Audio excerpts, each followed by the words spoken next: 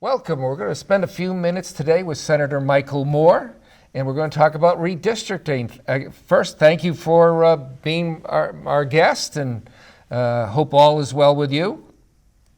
No, everything's good, thank you, and the same. Hope all is well with you and your family, and thank you for being willing to discuss this topic. I don't think a lot of people really understand what redistricting consists of, or what that this happens periodically.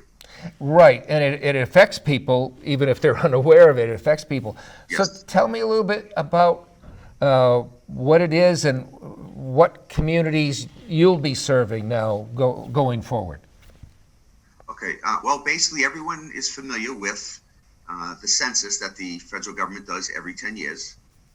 Well, that census is tied to the representation that people get from their state, from their state and federal government.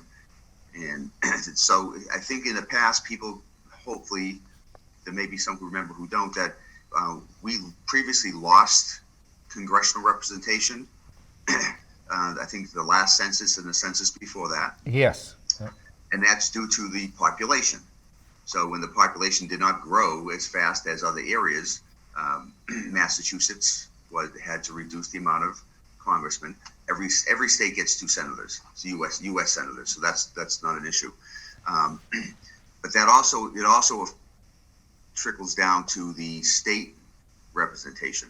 Roughly a state senator represents the previous census 10 years ago. We represented roughly about 165,000 people. So my district had to be within 5% of that number. Okay. Now, this 10 years later, now we have the census we're going through that we just went through. We have the redistricting process right now we're going through. The population of Massachusetts grew to about 7 million people.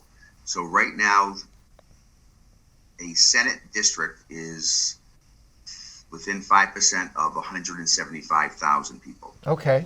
So that means that when people complain, why is my town or my city split? We have 2 senators or 3 representatives.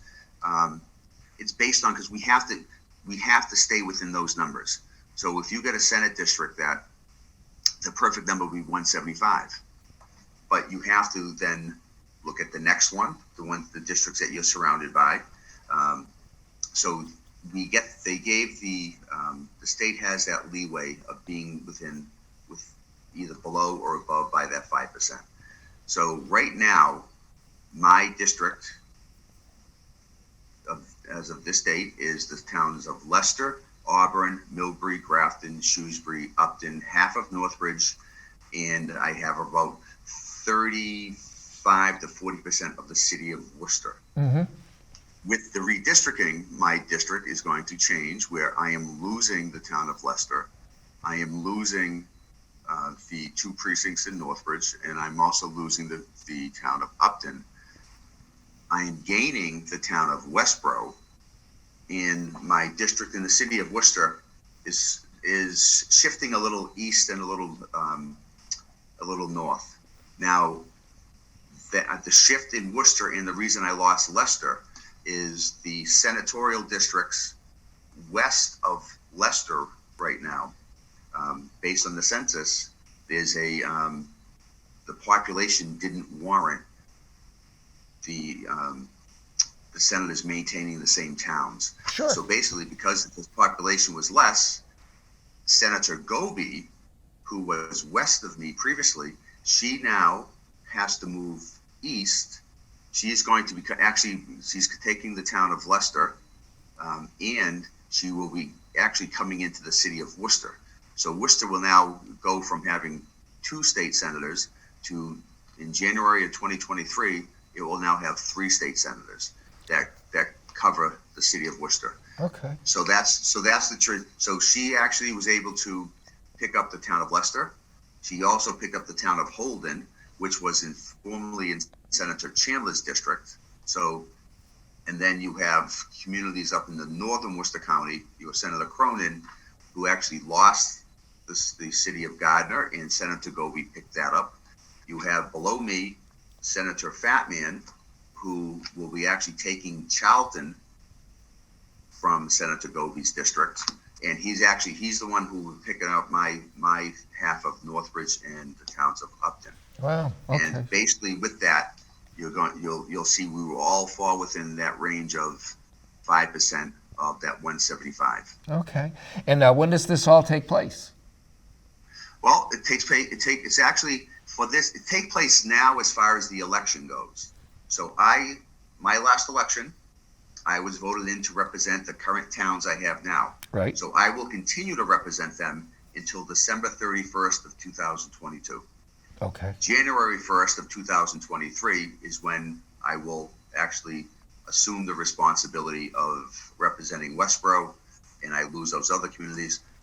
But again, I am, up until that date, to December 31st, I still represent my current district.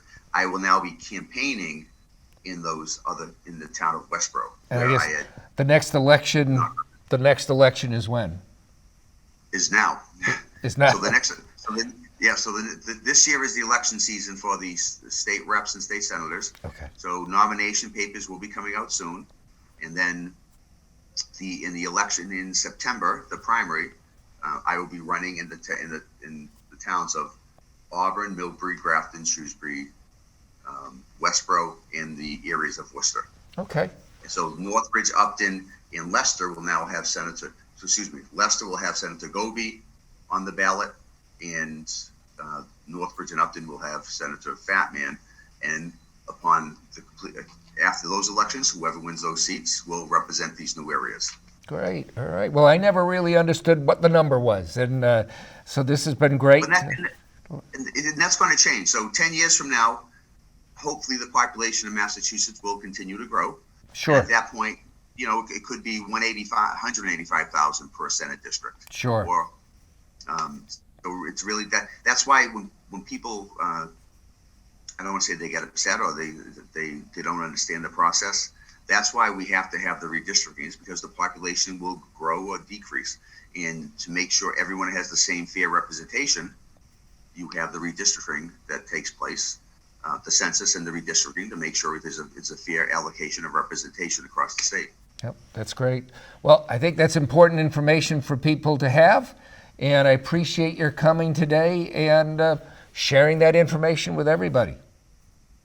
It's my pleasure. And again, thank you for inviting me and being willing to talk about this, because I think there is a good portion of the public that doesn't understand the process and why the census or redistricting actually takes place. Oh, absolutely. So I would guess that most people really didn't understand what was happening and why. So you've provided us all with a lot of good information. So thank you. Thank you. No, my pleasure. Thank you. You have a great day.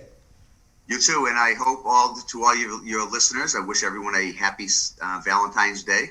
And Oh, that's good luck right. with good luck with the Super Bowl. Hope whatever team you're rooting for wins. There you go. There you go. All right. Thank you. You take care. Thank you. You too. Bye-bye. Bye.